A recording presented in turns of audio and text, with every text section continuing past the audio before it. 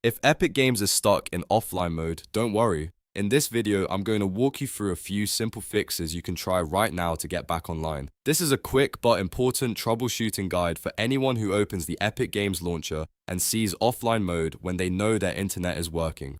We'll go step by step, starting with the easiest solutions first, so you can save time and get back to your games faster. If this video helps, please hit like and subscribe for more easy tech fixes and gaming tutorials.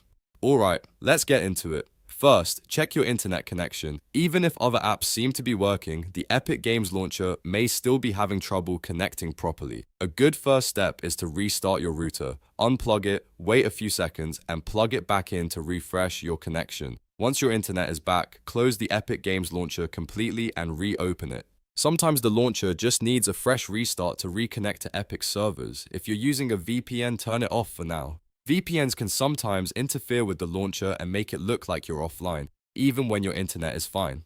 After that, if the launcher still says offline, the next step is to clear the launcher cache. This can fix corrupted temporary files that may be stopping Epic Games from connecting properly.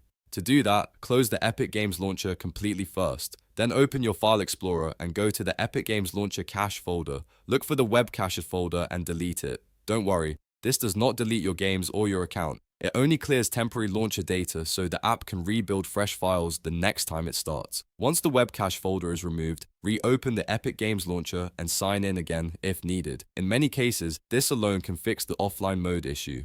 If you still have the problem after trying all of these steps, double check your connection again. Make sure your firewall or security software isn't blocking Epic Games, and try launching the app one more time. Most of the time though, restarting your router, reopening the launcher, disabling a VPN, and clearing the Webcache folder will solve the issue. If this guide helped you fix Epic Games offline mode, make sure to like the video and subscribe for more tutorials, fixes, and gaming help. Thanks for watching, and I'll see you in the next one.